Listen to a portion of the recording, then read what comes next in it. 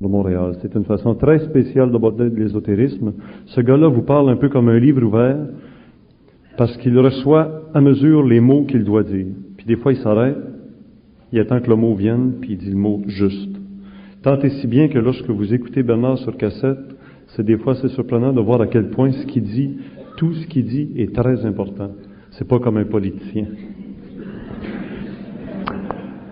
Alors, nous abordons ce soir Dieu en 3 personnes. Il y a l'étoile de David qui est un symbole ésotérique connu de par le monde, qui représente 2 triangles. Un dont la pointe est vers le haut, un dont la pointe est vers le bas. Dieu est en 3 personnes. L'être humain, pour tenir en équilibre, comme toute chose pour tenir en équilibre, a besoin de 3 points d'appui. Dieu, c'est le Père, le Fils, le Saint-Esprit. Le Père qui est la volonté, le Fils qui est l'amour, le Saint-Esprit, le Paraclet, qui est l'intelligence. Et pour qu'un être humain soit équilibré, il a besoin d'utiliser ces 3 pouvoirs qui sont des pouvoirs divins, qu'il a donc, lui, dans la nature divine, la volonté, l'amour et l'intelligence. On va parler avec Bernard de ce que signifie ce triangle, dont la pointe est vers le haut, la nature divine. Mais aussi, on va parler de l'autre triangle, dont la pointe est vers le bas, dont la pointe nous descend vers la matière. S'il y a les forces de la lumière qui se manifestent, et ça n'avait pas été annoncé, parce qu'il y aurait peut-être eu beaucoup trop de gens pour venir écouter ce soir Bernard nous parler des 3 forces des ténèbres, qui sont d'une nature presque aussi divine que la nature divine de la lumière, mais qui descendent les énergies dans la matière, dans l'ombre, dans les ténèbres. Les forces du mal se manifestent de 3 façons aussi. 6, 6, 6. Le 6, 6, 6 a un sens. Satan, Lucifer, Belzébuth. Puis de l'autre côté, on a Yahvé, Christ, le Saint-Esprit ou le Paraclet. Alors, ça promet d'être des données ésotériques qui nous touchent de très près.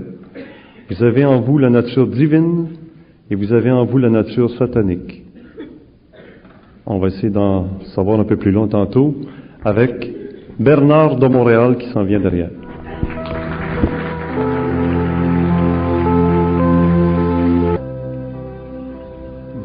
Dieu en 3 personnes. Dieu pour nous, on pense tout de suite que c'est pour notre bien, que c'est la lumière, que c'est pour nous aider alors qu'on sait très bien que Yahvé a toujours été extrêmement intransigeant. Yahvé a ouvert la terre, a envoyé les impies dans le feu de la terre. Yahvé a condamné une entité intelligente qui s'appelait Lucifer. C'est drôle comme ce Dieu qui veut le bien se manifeste souvent en détruisant les choses, des choses que lui-même avait faites, que ce même Yahvé avait un jour presque désiré la destruction de toute la race humaine. Et c'est à ce moment-là qu'on a sauvé Noé, le seul qu'on a récupéré de toute la race humaine, parce qu'il voulait tout recommencer. Alors Bernard de Montréal, c'est très clair. Dieu en 3 personnes et les forces des ténèbres en 3 dimensions aussi. Éclairez-nous, s'il vous plaît. Qu'est-ce que vous voulez savoir? S'il y a effectivement une nuance où nous, les êtres humains d'aujourd'hui du XXe siècle, sommes capables de détecter les 3 forces de la lumière et de faire la différence avec les 3 forces des ténèbres, parce que j'ai l'impression très nette que dans un cas comme dans l'autre, ils sont aussi capables de beaucoup d'intelligence, ils sont aussi capables de beaucoup de volonté, et ils sont aussi capables de beaucoup d'amour. Un aime pour construire et l'autre aime détruire, mais les 2 amours, c'est de l'amour pareil. Comment nous distinguer? Parce que quand on parle de Dieu, on parle de l'ultime relation que l'homme peut avoir. Il n'y a pas plus loin, il n'y a pas plus haut, il n'y a pas plus fort, il n'y a pas plus global, il n'y a pas plus cosmique que Dieu.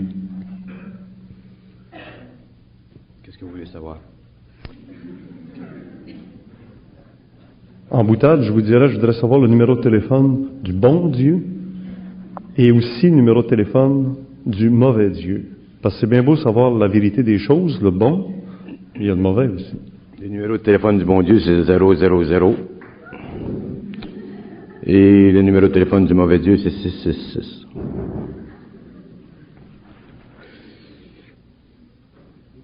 L'homme inconscient, je parle. L'homme dominé. L'homme qui n'a pas accès encore à l'intelligence. L'homme qui n'est pas encore dans l'intelligence. L'homme qui est dans l'intellect. L'homme qui vit la conscience expérimentale sur la planète a besoin d'un Dieu. Et ayant besoin d'un Dieu, il est obligé d'accepter le rôle que lui impose ce besoin. Et ce rôle, il est manifesté dans la philosophie de l'absolu, qu'on appelle la Trinité absolue. Et dans cette Trinité absolue, il y a trois parties qu'on appelle le Père, le Fils et l'Esprit. La volonté, l'amour et l'intelligence. Mais il y a un problème avec le Dieu de l'homme.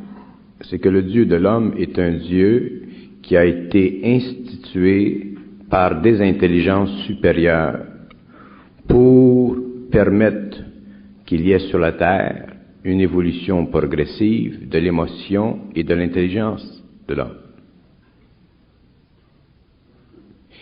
Et les intelligences supérieures qui ont aidé à cette évolution, ont toujours été pour l'homme des dieux. Et ces intelligences, lorsqu'elles se sont manifestées sur la terre, ont pris des noms. Yahweh, c'en est un. Et ils ont donné à l'homme l'impression que Dieu existe, pour faciliter le passage chez l'homme de la conscience universelle conditionnée au niveau de ses émotions et de son intellect. L'homme devait passer des stages d'évolution. L'homme, pour en arriver à être lui-même conscient, c'est-à-dire pour en arriver à être lui-même la manifestation intégrale de la volonté, de l'intelligence et de l'amour, devait développer des principes qui pouvaient absorber cette énergie.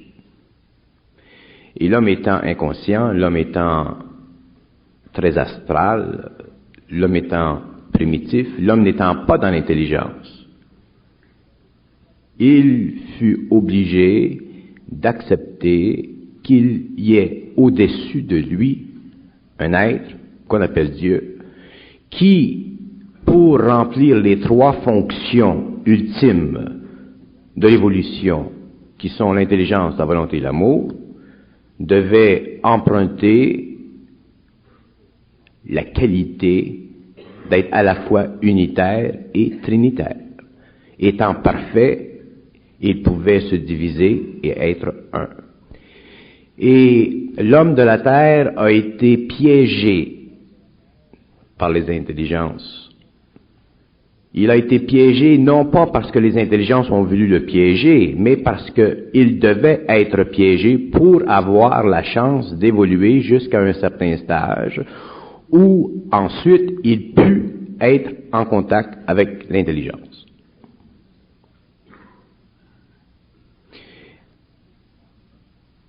L'intelligence, ce qu'on appelle l'intelligence, pas l'intellect, mais le principe de l'énergie créative, n'appartient à personne. C'est une énergie qui est libre, c'est une énergie qui est en mouvement dans l'univers, et c'est une énergie dont l'homme est particulièrement attaché par un moyen qu'on appelle l'âme. Mais tant que l'homme possède son âme, il ne peut pas être dans l'intelligence. L'âme sert simplement de pont entre cette énergie et ses principes inférieurs et permettre que cette énergie se canalise en lui pour que sur le plan matériel, il puisse s'exécuter en tant que créature, mais jamais en tant que créateur. Lorsque l'homme de l'avenir aura détruit son âme, c'est-à-dire que lorsque l'homme de l'avenir aura dépassé les conditions qui lui sont imposées par la mémoire de son expérience, qui est l'âme, à ce moment-là, l'homme sera dans l'intelligence, il sera dans la volonté, il sera dans l'amour, c'est-à-dire qu'il connaîtra la vibration de ces trois principes et il pourra exécuter sur la Terre ou dans un des éthers de la planète le droit de création qui fait partie intégrale du pouvoir de la lumière. C'est-à-dire que l'homme, à ce moment-là, sera lumière et il pourra immortaliser son corps matériel et le rendre totalement libre de l'espace. Et à ce moment-là, l'homme n'aura plus de Dieu, l'homme ne sera plus sujet à l'exploitation psychologique de son émotion et de son mental inférieur par des intelligences qui connaissent déjà le secret de l'intelligence.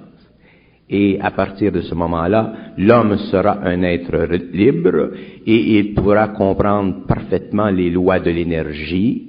Et connaissant et comprenant les lois de l'énergie, il sera créateur et pourra commencer à comprendre au cours de son évolution future, au fur et à mesure qu'il entrera de plus en plus en relation avec la lumière, les mystères de l'infinité, ce qu'on appelle sur le plan matériel, dans l'inconscience planétaire, à l'intérieur de la conscience expérimentale de l'homme, Dieu. Dieu existe pour l'homme parce que l'homme n'est pas capable d'exister seul. Dieu existe pour l'homme parce que l'homme vit dans sa vie matérielle, emprisonné par des sens qui conditionnent son intelligence. Lorsque l'homme aura le pouvoir de sortir de son corps matériel et d'investiguer les espaces qui sont à l'extérieur de l'espace matériel, l'homme aura la capacité d'être totalement seul et d'être totalement indivisible en lui-même, c'est-à-dire qu'il aura la capacité d'être à la fois intelligent, volontaire et dans le principe de l'amour qui fait partie de l'énergie universelle, et il pourra automatiquement se libérer des forces astrales qui sont constituées de par son émotion et ses pensées, et ainsi il aura commencé à se libérer des forces qu'on appelle lucifériennes. De sorte que, à ce moment-là, la Trinité absolue n'existera plus telle que l'homme l'a conçue philosophiquement, et la Trinité satanique non plus, parce que l'homme sera le pont entre Dieu absolu et le Dieu opposé qu'on appelle les forces lucifériennes. Le rôle de l'homme dans l'évolution, c'est de devenir un pont entre le triangle qui pointe vers le haut et le triangle qui pointe vers le bas. Le triangle qui pointe vers le haut, le Père, le Fils, l'Esprit, dans sa formule symbolique, représente simplement la capacité ultime de l'homme. Le triangle qui pointe vers le bas, Lucifer, Satan, l'Antéchrist, sont les aspects astrales, émotifs et mental inférieurs de l'homme qui ont été nécessaires au cours de la progression de son évolution pour l'amener éventuellement à construire des principes suffisamment forts pour accepter de vivre la tâche d'être le pont entre les deux dieux. L'homme devra un jour être le pont qui réunit à la fois le haut et le bas, et c'est la mission de l'homme sur la planète Terre, dans l'éthérique de l'avenir, et au cours de ses pérégrinations dans la galaxie. Vous pourriez nous définir chacun des 3 pointes du triangle d'en haut et chacune des 3 pointes du triangle d'en bas? Ce qu'on appelle la volonté dans la Trinité absolue, ce qu'on appelle le Père, c'est la capacité à l'homme d'absorber l'énergie de l'intelligence et de rendre cette énergie dynamique pour son bien-être sur le plan matériel ou sur l'éther. Le principe de l'amour qu'on appelle l'esprit dans la Trinité absolue, c'est la faculté à l'homme de recevoir dans le corps mental supérieur cette énergie et d'instruire les êtres sur le plan matériel dans des façons d'émettre de plus hautes vibrations qui servent à créer des architectures de plus en plus parfaites pour les évolutions futures des autres humanités. L'amour qu'on l'on connaît cosmiquement sur le plan de la Trinité absolue, c'est un principe d'énergie qui ne peut se vivre sur le plan matériel, qui se vivra seulement dans l'éther, et qui constitue la capacité parfaite de l'homme de trouver un équilibre entre la volonté et l'intelligence. L'amour, c'est la capacité de cette énergie de rendre totalement intégrale la manifestation de l'intelligence et de la volonté. Et c'est pourquoi que l'on dit que l'amour, l'intelligence et la volonté, ou le Père, le Fils et l'Esprit sont un, parce que ces 3 principes ne peuvent être activés que lorsque l'homme est absolument intégré à lui-même, c'est-à-dire lorsque l'homme est totalement libéré de ses émotions et de ses pensées subjectives qui correspondent à sa conscience expérimentale qui a été établie dans le passé par des intelligences supérieures à lui, mais intelligences qu'il devra un jour recôtoyer parce qu'il devra continuer à travailler avec elles. Lucifer, c'est dans un contexte parallèle, mais dans un contexte différent. Ce qu'on appelle Lucifer dans la symbologie ésotérique du monde occidental, c'est la totalité des âmes sur la terre et dans le monde des esprits. Lucifer, c'est la totalité du monde astral. Lucifer, c'est la mémoire de l'homme qui est descendu dans la matière. C'est la totalité des expériences de l'homme qui est descendu dans le monde de la matière pour permettre l'expérience de l'âme, afin que l'âme devienne de plus en plus un vaste réservoir d'expériences, pour qu'il se crée dans les éthers plus subtils des modèles de plus en plus complexes pour permettre éventuellement des constructions de formes de plus en plus belles, pour que l'homme devienne de plus en plus vigoureux et de plus en plus apte à poursuivre des chemins de plus en plus difficiles de l'évolution. Les hommes ne sont pas prêts aujourd'hui à comprendre les mystères de l'âme, parce que l'âme est une caricature dans l'esprit de l'homme de sa réalité. L'âme ne peut pas être expliquée à l'homme symboliquement parce que l'âme n'appartient pas à cette partie de l'homme qui est pensante. L'âme est une partie de l'homme qui est enregistrée dans les éthers supérieurs et qui correspond à toutes les expériences de l'ego qui est incarné et des égos qui se sont incarnés auparavant. Et pour que l'homme comprenne le mystère de l'âme, il doit comprendre le mystère luciférien. Et pour qu'il comprenne le mystère luciférien, il doit être capable d'absorber mentalement, psychologiquement, émotivement, toutes les dimensions du mystère de l'âme, afin de pénétrer dans le secret de l'intelligence de l'atome de l'âme, pour comprendre parfaitement que l'âme, un jour, doit être détruite si l'homme doit immortaliser son corps matériel, parce que c'est l'âme qui contient le secret de cette énergie, parce que l'âme est l'énergie dont aura besoin l'homme-esprit pour transmuter un jour la matière. Alors l'homme, un jour, sera obligé de détruire en lui l'âme, c'est-à-dire de détruire en lui toute mémoire, c'est-à-dire être capable d'assumer la totale responsabilité de l'énergie, de l'intelligence, de l'amour et de la volonté, c'est-à-dire de pouvoir rencontrer parfaitement, en unité parfaite et en harmonie complaisante, tous les aspects de lui-même qui correspondent à ce principe universel qui est l'intelligence, la volonté et l'amour, et la partie soutenue par ces 3 principes sur le plan matériel ou sur le plan éthérique qu'on appelle l'esprit de l'homme, qui est en fait la partie de lui-même individualisée, qui un jour deviendra construite au fur et à mesure que l'ego sera transmuté, c'est-à-dire au fur et à mesure que l'homme aura perdu son émotivité subjective et ses pensées subjectives, c'est-à-dire lorsque l'homme aura réalisé que ce n'est pas lui qui pense. Et lorsque l'homme aura réalisé que ce n'est pas lui qui pense, que la pensée n'est simplement qu'une qualité astrale du principe parfait de l'intelligence, colorée par ses émotions, l'homme commencera à entrer dans l'intelligence pure, et à ce moment-là, il lui sera facile de tout connaître, de tout comprendre, de tout pouvoir expliquer, parce qu'il ne sera plus attaché à rien qui vaille la peine d'être rattaché sur le plan de l'émotion et de la pensée, parce qu'il sera en dehors du temps de la pensée et en dehors de l'espace de son esprit. Et à ce moment-là, l'homme pourra commencer à comprendre les mystères de l'évolution, le mystère de Lucifer, le mystère de Dieu, le mystère du Christ, de l'amour, de l'intelligence, et il sera aussi capable de comprendre le mystère de l'homme, de comprendre les origines de l'homme, et de comprendre aussi pourquoi l'homme est venu sur la terre. Et lorsque l'homme comprendra pourquoi l'homme est venu sur la terre, il comprendra que la place de l'homme sur la terre n'est pas sur la terre matérielle, mais dans les terres.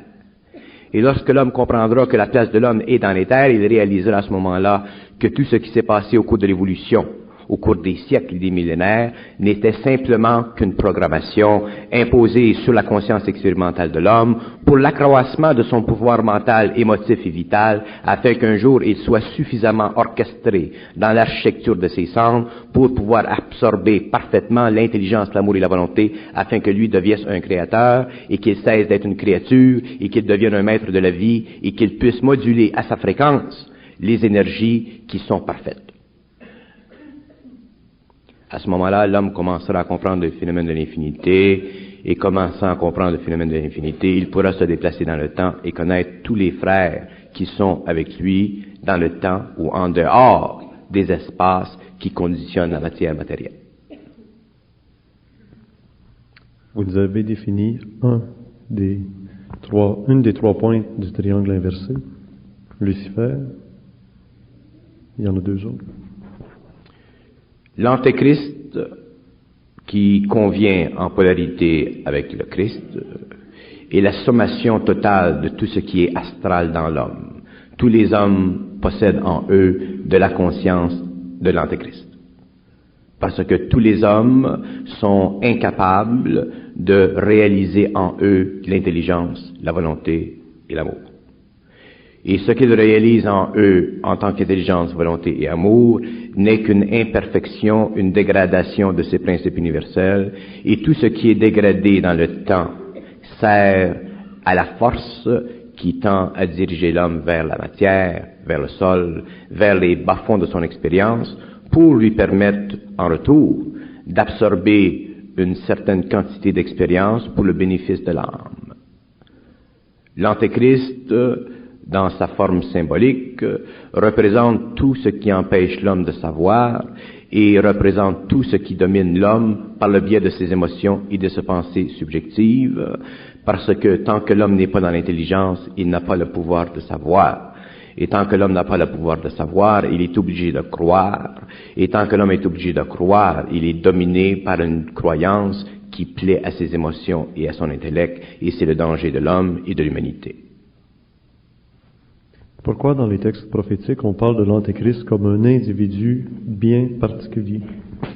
On parle dans les textes prophétiques d'un personnage bien particulier, humanoïde, physique, matériel, parce que l'homme doit, pour comprendre la nature de son évolution, toujours voir un rapprochement entre une forme en puissance, mais adaptée à sa nature et à sa hauteur, bien qu'elle ait des pouvoirs surhumains.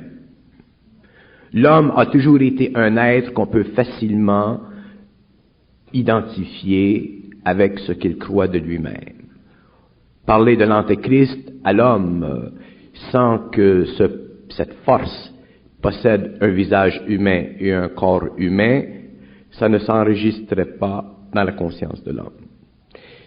Si Yahweh ou les dieux n'avaient pas dans le passé une personnalité humaine, ça aurait été trop abstrait pour l'homme. Et je ne peux pas m'avancer outre mesure dans le domaine de l'Antéchrist, mais je peux dire une chose, c'est que le danger de l'Antéchrist n'est pas tellement sur le plan matériel humain comme dans le monde astral de l'homme, c'est-à-dire à l'intérieur de ses émotions et de ses pensées subjectives. Un homme qui est conscient de ses émotions et de ses pensées et qui entre dans la conscience supramentale n'a aucune inquiétude de cette réalité, même si elle était sur le plan matériel, parce qu'il n'est plus influençable. Mais l'Antéchrist, tantôt, vous nous l'avez mis en parallèle avec le Christ. Et le Christ est définitivement un être humain à visage humain parce qu'il a passé sur la terre. Le Christ pour l'homme est un être à visage humain parce que l'énergie qui est passée dans le personnage a défini une mission que l'homme a appelée le Christ.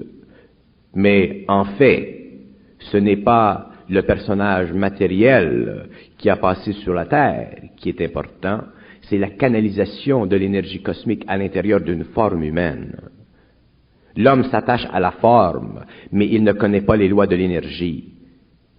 L'homme s'attache à la forme parce que ses sens collent à la forme, mais ce n'est pas à la forme que l'homme doit s'adresser ou que l'homme doit comprendre, c'est le principe de l'énergie qui se diversifie dans la forme que l'homme doit comprendre. Si l'homme s'attache à la forme du Christ, comme l'homme peut s'attacher à la forme du Père, ou l'homme peut s'attacher à la forme de l'Esprit, automatiquement l'homme s'attache à une forme qui le domine dans son émotion, et c'est pourquoi l'homme ne peut pas entrer dans l'intelligence des mystères et le secret de ces mystères. Parler d'un être humain qui est venu sur la terre et d'interpréter sa mission ou de son activité sur la terre comme étant celle du Christ, c'est simplement la réflexion dans le matériel d'une possibilité matérielle infuse des plans supérieurs de l'évolution. Ce n'est pas dans la matière que le Christ est important, c'est en dehors de la matière que l'énergie représente cosmiquement une valeur dont l'homme doit un jour reconnaître l'importance et à laquelle appartenir de par le fait même qu'il est fait de cette même énergie. Si cette énergie de la lumière s'est manifestée dans un être, l'énergie des ténèbres ne peut-elle pas se manifester aussi dans un être? Exactement. Les énergies se manifestent toujours éventuellement dans un être, si elles le doivent. Dans le Christ, les énergies se sont manifestées dans un être pour des raisons d'effusion, parce que l'homme avait extrêmement besoin d'une identification psychologique en relation avec une capacité d'instruire l'humanité. Et dans le cas de l'Antéchrist, c'est la même chose. Mais le point n'est pas là. L'homme n'a pas besoin de voir pour savoir.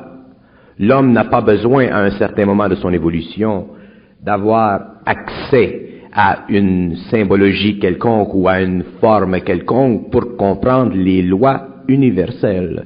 S'il le fait, il se rattache automatiquement à la forme et il spiritualise la forme et automatiquement il entraîne dans sa vie une domination de la forme. Est-ce que c'est pas justement ça qui est annoncé? Qu'on va subir une domination de la forme? L'homme l'a subi déjà, mais il la subira de plus en plus parce que l'homme devient de plus en plus affecté, infecté par l'extérieur.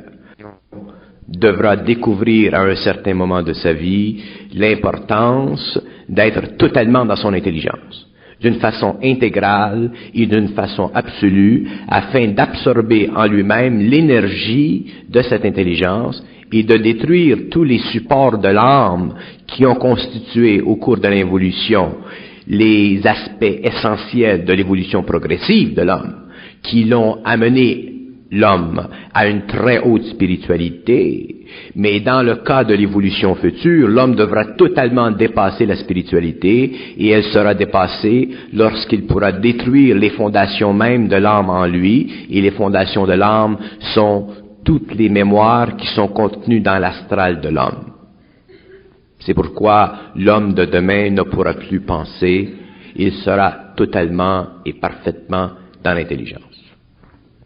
Comment? Par la prière, par Non. la méditation? Non, on ne peut pas entrer dans l'intelligence par la prière, parce qu'entrer dans l'intelligence, ce n'est pas un mouvement qui puisse être intégré dans l'homme de par son ego. L'homme ne peut pas rentrer dans la lumière spirituellement, et l'homme ne peut pas rentrer dans la lumière par méthode. L'homme ne peut pas entrer dans la lumière par désir. Il ne peut pas entrer dans la lumière par le biais de l'ego, ce qui lui permet de vivre l'énergie de la lumière, c'est le choc de cette énergie, et lorsque l'homme est prêt, de par la prière, ou de par la méditation, ou de par telle chose, ou de par telle chose, que ses corps ont été préparés, qu'il s'est petit à petit détaché de la forme matérielle pour s'engager dans la forme spirituelle, le mouvement qui vient ensuite,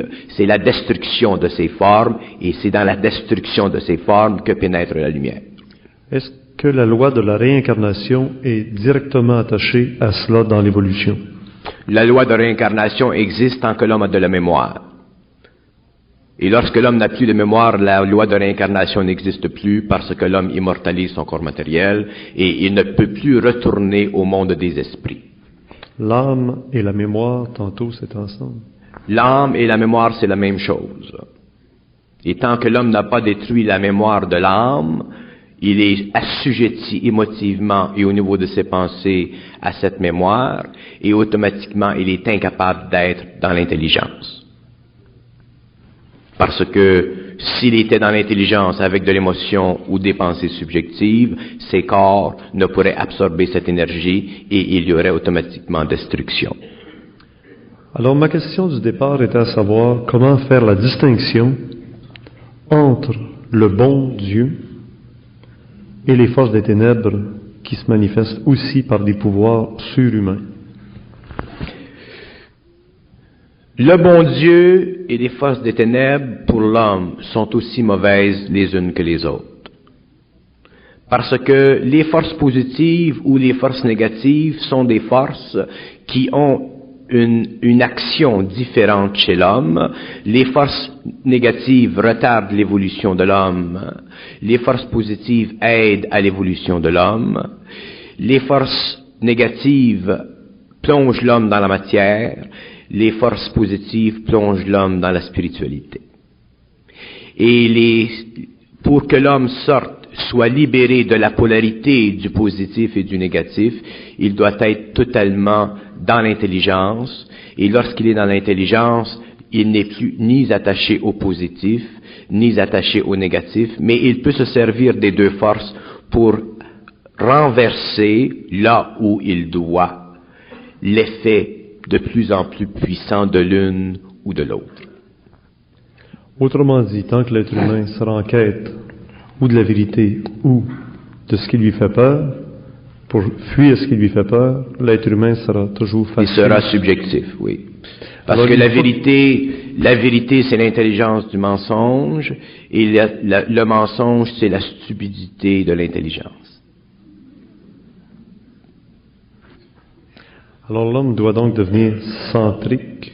Lorsque l'homme devient centrique, il n'est plus intéressé ni à la vérité ni au mensonge, mais il voit les deux, et il est capable de discerner les deux, et il est capable de voir l'importance de la vérité, et dans certains cas, voir l'importance du mensonge. Pour qu'il y ait de la lumière, il faut qu'il y ait des ténèbres, et pour qu'il y ait des ténèbres, Pour qu'il y ait de la lumière, il doit y avoir de l'intelligence, et là où il y a de l'intelligence, il n'y a aucun ténèbre. Il y a où il y a du sentiment dans l'intelligence. Là, il y a un peu de lumière, mais il y a aussi des ténèbres, parce que cette lumière est colorée, et c'est ce qu'on appelle le monde de l'astral.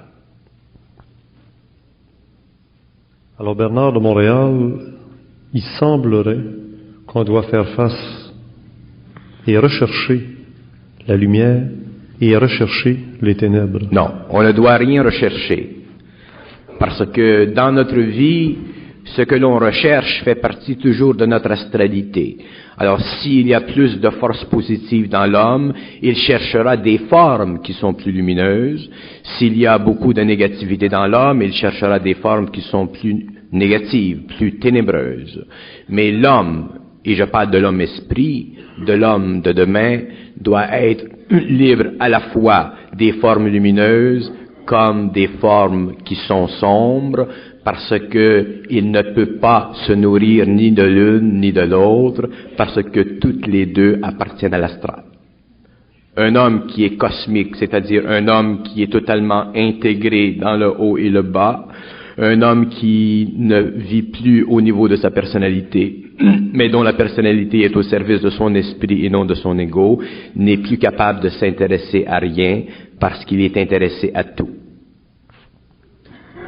En vous entendant, j'ai l'impression qu'on est dans le cul-de-sac, dans le dead end.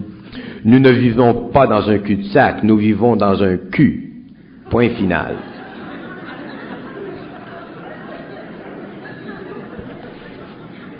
Autrefois, au moins, on s'orientait vers la lumière, on priait les saints, on priait la lumière, le Fils, etc.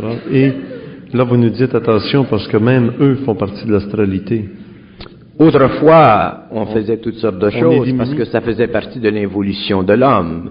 Ce qui a été vécu par l'humanité depuis des millénaires était essentiel parce que l'homme devait développer des moyens émotifs et des moyens intellectuels pour s'approprier de plus en plus d'une certaine version de la réalité, mais ce n'est pas par l'émotion et ce n'est pas par l'intellect que l'homme peut savoir. L'émotion et l'intellect sont simplement les étapes préparatoires à l'humanité. L'homme d'aujourd'hui n'est pas encore homme. L'homme n'est pas terminé. L'homme sera homme lorsqu'il sera créateur à son tour.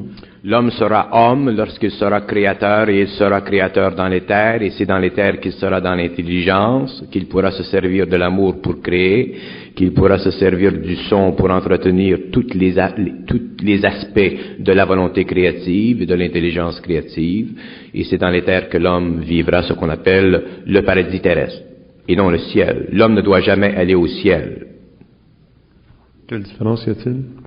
Parce que le ciel, c'est le haut astral, l'enfer, c'est le bas astral. L'homme doit être libre des deux.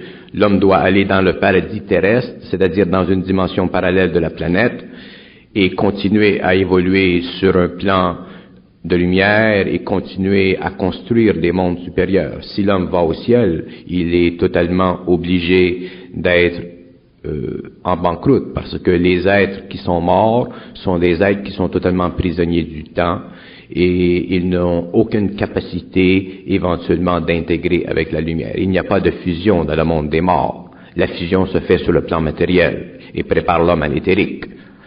Les êtres qui sont morts sont des êtres en chômage. La seule prière que le Christ a faite lui-même, c'était Notre Père qui est au ciel. Oui, mais il faut comprendre l'intelligence qui cache le secret du voile. Notre Père qui est au ciel. Notre Père, c'est la volonté. Qui est au ciel. Dites-moi la prière. Notre Père qui est au ciel ou aux cieux. Qui est aux cieux. Notre Père, c'est la volonté. Aux cieux, c'est dans les plans supérieurs. Ensuite. De l'astral? Dans les plans supérieurs. Pour l'homme, dans ce temps-là, les plans supérieurs, c'était le ciel. Que votre volonté soit faite. Que votre volonté, c'est-à-dire que la volonté soit faite, que la volonté descende. Sur la terre, comme au ciel. Sur la tente. Autrement dit, ce qui est en haut est en bas. L'intégration du haut et du bas.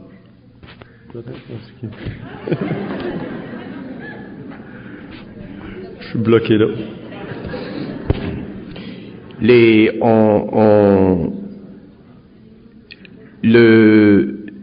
Toute forme de prière contient un voile, et derrière le voile, il y a l'intelligence de la forme. Et lorsqu'on entre dans l'intelligence de la forme, on comprend la fonction de la forme pour l'éducation de l'homme, pour l'enseignement de l'homme.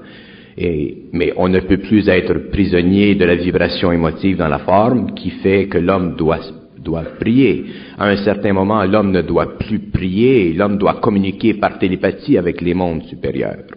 Et s'il communique par télépathie, il n'a plus besoin de prière. Autrement dit, la communication télépathique, c'est le mouvement ensuite qui vient après la prière. La prière, c'est bon pour l'homme inconscient, mais pour l'homme conscient, c'est de la communication.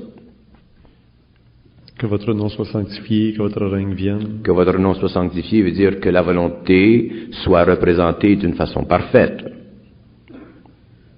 que votre règne arrive, c'est-à-dire que la volonté descende sur le plan matériel, mais ça, elle le fera lorsque l'homme sera conscientisé. Mais la question que je me pose, c'est que finalement, si l'être humain ne doit plus se fier aux formes, et doit même sortir des formes, qu'est-ce qui va rester? Il en créera d'autres. C'est ce qui se produira dans l'éthérique. Ne pas se fier, ne pas être libre de la forme veut dire ne pas être piégé par la valeur émotive et mentale inférieure de la forme. Il faut bien comprendre que lorsque l'homme est libre de la forme, c'est qu'il n'est pas influencé par la forme. Il peut se servir de la forme, mais il n'est pas influencé par la forme. Et c'est l'influence émotive et mentale de la forme sur l'homme qui le piège dans la conscience expérimentale qui est imposée par les gouvernements invisibles. L'homme doit connaître toutes les lois. L'homme doit connaître toutes les lois. Toutes les lois. Si l'homme ne connaît pas toutes les lois de l'universel, de la création, de la galaxie, de l'univers local, il est automatiquement impossible pour lui d'avoir accès à son intelligence. Parce que l'intelligence n'appartient pas à l'homme. L'intelligence est un principe universel qui coule dans l'homme. L'homme doit être un canal pour cette énergie. Et à ce moment-là, il est dans... C'est ça la lumière. La lumière, c'est de l'intelligence. Alors les lois, moi, ça me fait penser aussi au péché, la fameuse histoire du péché véniel, le péché mortel, etc. C'est qu'il y a des lois, il ne faut pas les transgresser. Si on les transgresse, c'est le péché. Dans le passé, l'homme a été donné des directives au cours de son évolution dans différents peuples. Les Juifs ont servi de canal à ces enseignements, mais c'était essentiel parce que l'homme était extrêmement primitif et l'homme devait être enseigné. Mais le temps vient où l'homme ne pourra plus être enseigné parce que l'homme saura. Tant que l'homme peut être enseigné, il doit être enseigné, mais à un certain moment, l'homme ne doit plus être enseigné, il doit savoir. Et lorsqu'il sait, il ne peut plus être enseigné. C'est un nouveau cycle. Alors c'est ça. Dans ce temps-là, dans ce nouveau temps, comment ce nouveau temps va se manifester? Ce nouveau temps se manifestera individuellement, il ne se manifestera pas d'une façon collective. Il y aura des hommes sur la terre dans différents pays qui seront perceptifs à cette vibration, qui subiront une mutation dans leur personnalité et qui entreront petit à petit dans l'éthérique parce que leurs corps auront été transmutés. Mais ces hommes sont déjà marqués et ils ne peuvent rien faire pour ou contre parce que ça fait partie de l'évolution. Est-ce que ce sont les élus dont on parle dans l'Apocalypse? Ce que vous appelez les élus, oui. Mais c'est un drôle de mot, les élus. Mais appelez ça comme ça, si vous voulez. Ouais. Il y en a un très petit nombre sur la planète entière. Est-ce que ces gens-là existent à l'heure actuelle? Est-ce qu'il y en a déjà? Oui. Donc les temps sont révolus, ou on arrive à la fin des temps. L'homme arrive à la fin d'un cycle, oui. Alors quand on parle de la fin des temps, on est rendu dedans. On est dedans, oui. Mais c'est la fin d'un cycle. Je n'aime pas le mot la fin des temps. Ça fait partie encore de la psychologie de la crainte qui est imposée à l'humanité auparavant. On a toujours essayé d'effrayer l'homme. On nous a dit qu'à la fin des temps, on entendrait parler que le Messie est ici, que le Messie est là-bas, n'y allez pas, c'est inutile. On a parlé aussi de la bête, le 666, l'Antichrist. Il va se manifester aussi. Il y a des gens qui disent même qu'il est déjà né là, en Orient, en Asie. Il ne sera jamais indiqué à l'homme l'Antéchrist. L'homme devra le reconnaître par lui-même. Et la raison pour laquelle il ne sera pas indiqué à l'homme l'Antéchrist, c'est justement pour que l'homme reconnaisse. Et si l'homme était indiqué l'Antéchrist, il ne subirait pas le choc de l'expérience. Et c'est la confrontation entre les pouvoirs sataniques sur le plan matériel et la conscience intelligente de l'homme, ou la conscience intuitive de l'homme, ou la conscience spirituelle de l'homme, qui permettra à l'homme d'aller outre ces manifestations de plan inférieur. Et ça fait partie de l'expérience de l'humanité. L'homme devra découvrir par lui-même l'Antéchrist, et les hommes qui le découvriront avec grande facilité.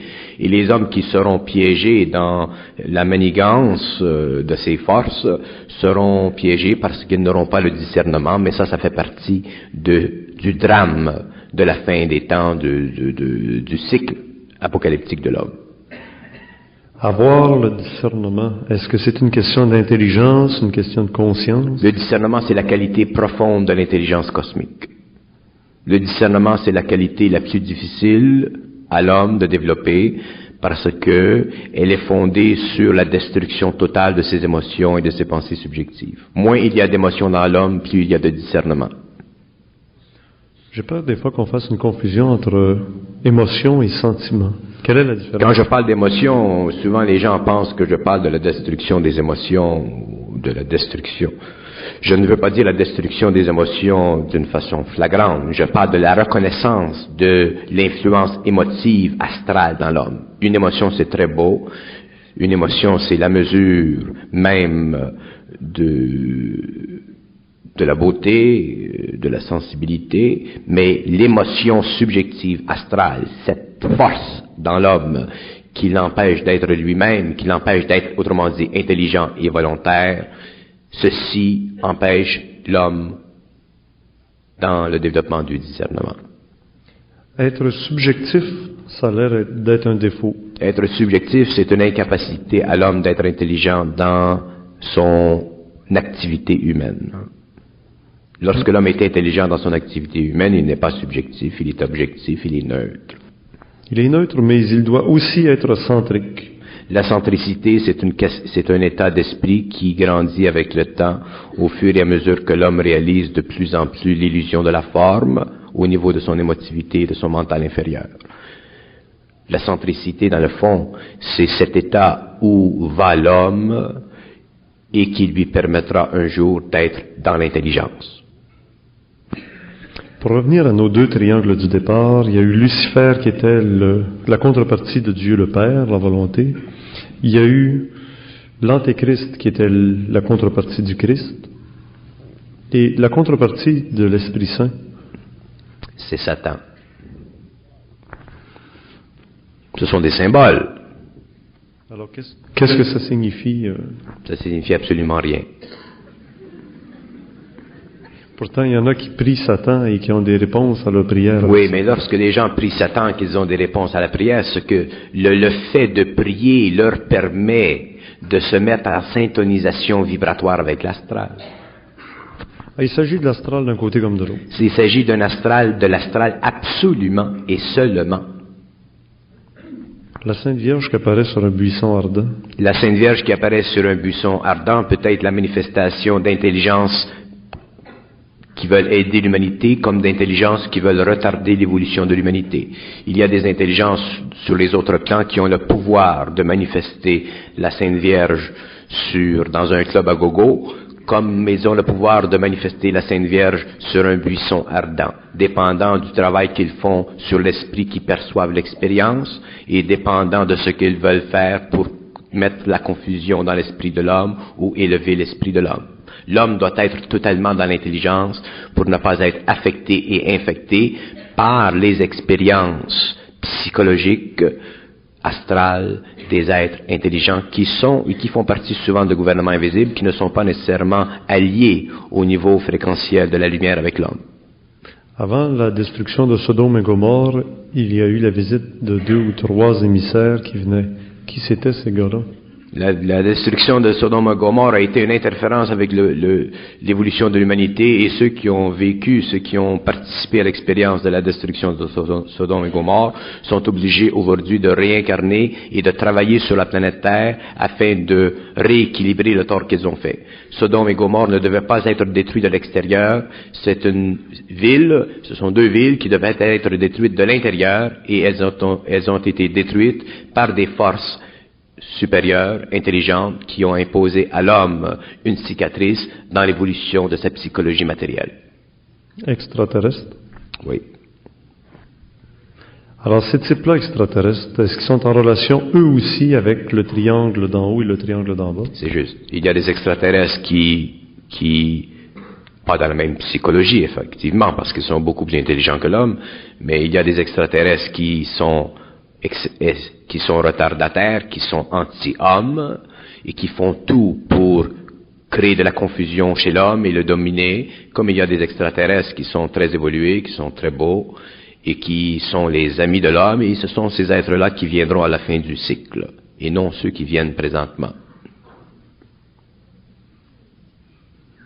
Les extraterrestres aujourd'hui qui viennent sur la planète sont des êtres qui ne cherchent pas à aider l'homme, mais qui cherchent à impressionner l'homme parce que l'homme est très avancé au niveau de la technologie et ils veulent créer dans l'homme à la fois le désir de les connaître et à la fois la crainte de les connaître et à la fois leur faire connaître, réaliser, parce que l'homme aujourd'hui a une instrumentation suffisamment sophistiquée, leur faire réaliser aux hommes leur puissance.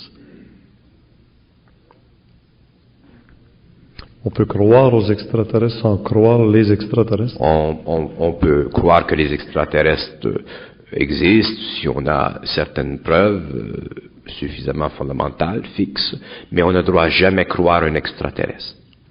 C'est le plus grand danger de l'homme. Les extraterrestres, j'ai dit mille et une fois que l'homme doit savoir, et lorsque l'homme sait, il ne peut pas croire. Il sait. Et lorsqu'il sait, il regarde ce qu'on lui dit, et il sait si ce qu'on lui dit est ceci ou cela. Encore excentrique. Toujours. Maintenant, il y a une autre intervention qui est plus divine. Celle-là, c'est Saint Michel Archange qui a chassé les démons du ciel au début avec la rébellion de Lucifer. Mais qui est Saint Michel Archange? Encore une forme, là, vous allez me dire, dans l'astral? Toutes les formes sont réelles, mais ce sont des formes.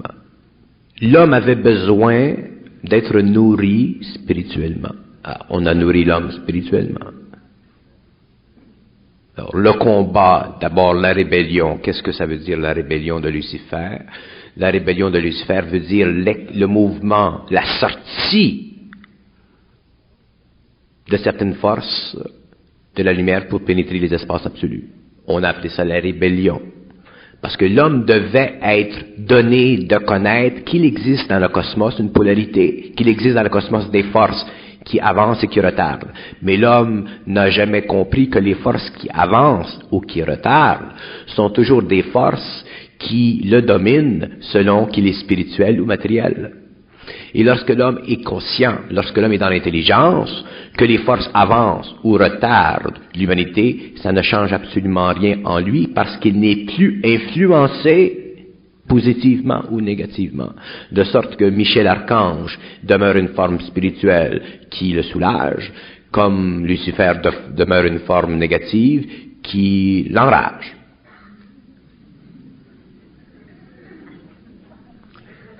On va reculer encore plus loin.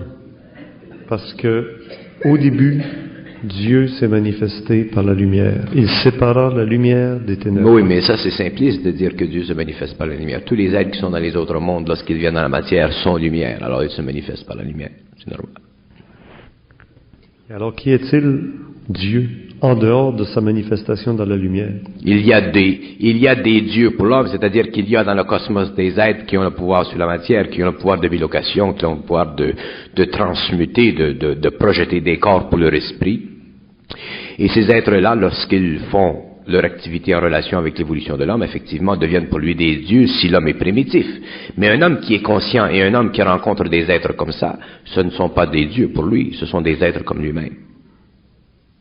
Alors quand on entend parler de Dieu sous la forme de Elohim, Yahvé, Jéhovah, le Père Céleste, ça fait partie de l'enculement de l'homme. On s'est fait enculer.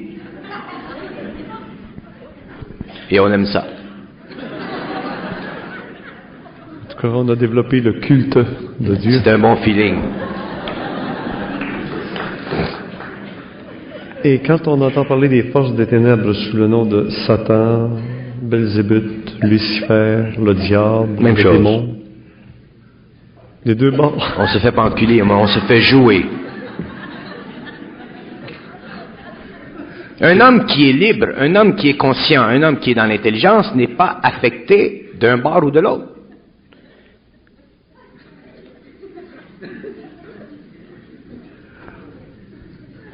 Il y a toujours trois forces.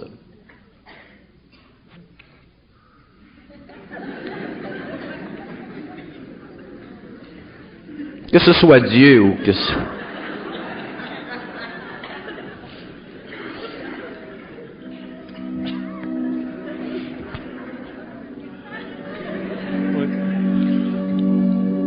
Mais tout ça, ça fait partie de l'ésotérisme, qui devient exotérique avec Bernard de Montréal. Parce que ce que vous avez dit ce soir, c'est scandaleux. Pas à cause des histoires de... Mais il y a des notions qui sont extrêmement scandaleuses, vous savez.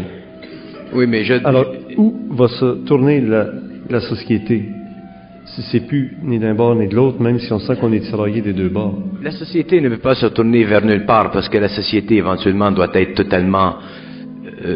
devenir totalement transformée parce que l'homme sera totalement transformé. L'homme ne peut pas muter s'il n'est pas prêt un jour ou l'autre à sortir de sa psychologie ancienne. Pour que l'homme avance dans le temps, il faut qu'il perde quelque chose. Pour que l'homme avance dans l'intelligence cosmique, il faut qu'il perde la mémoire subjective, il faut qu'il perde l'intellect pour rentrer dans l'intelligence. Et c'est la même chose pour la société. On est rattaché au passé et l'homme doit se détacher complètement du passé pour entrer dans l'avenir. Et lorsque l'homme rentrera dans l'avenir, il fera l'expérience de cette transition et c'est ça que l'homme connaîtra comme étant la fameuse initiation solaire. Et l'initiation solaire ne pardonne pas à l'ego. L'initiation solaire, elle est totalement parfaite. Elle n'est pas dirigée par l'homme, elle n'est pas issue de l'homme, elle est issue de la vibration de l'intelligence dans l'homme.